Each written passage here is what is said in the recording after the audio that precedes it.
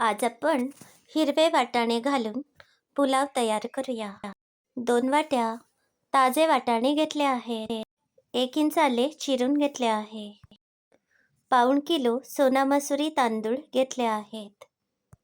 7 ते 8 हिरव्या मिरच्या चिरून घेतल्या आहे. गॅसवर कुकर ठेवला आहे. यामध्ये आपण थोडेसे तेल घालूया. आता यामध्ये 1 मोठा चमचा बडीशेप घालते. आता थोडीशी कडीलिंबाची पाने घालते. आता हिरव्या मिरच्या आणि चिरलेले आले घालूया. या मिरच्या फोडणीमध्ये चांगल्या परतूया. थोडेसे काजू घातले आहेत.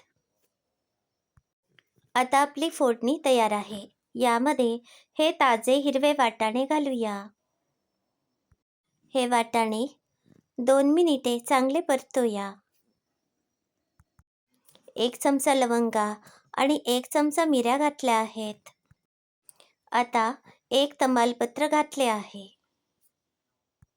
पुन्हा हे सगळे जिन्नस फोडणीमध्ये चांगले परतूया. तांदूळ 2 वेळा स्वच्छ धुवून घेतले आहेत.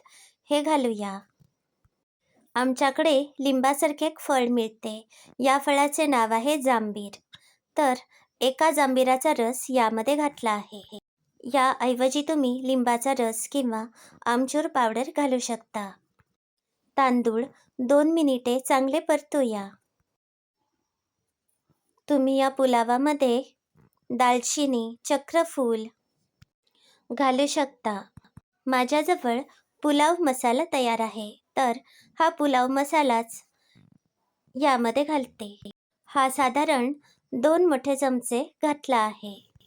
गॅसवर एका बाजूला मी पाणी तापण्यासाठी ठेवले आहे. जितके तांदूळ असतील त्याच्या दुप्पट आपण हे कडकडीत पाणी घालूया. यामुळे पुलाव लवकर तयार होईल. सकाळच्या गडबडीमध्ये याप्रमाणे मी पुलाव तयार करते. कडकडीत पाणी घातल्यामुळे हा पुलाव पटकन असा तयार होतो. चवीप्रमाणे बारीक मीठ घातले आहे. मिठाचे प्रमाण आवडीप्रमाणे कमी जास्त करा. आता एकदा सरमिसळ करते.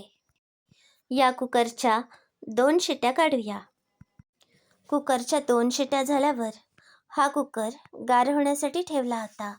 आता या कुकरची वाफ गेली आहे.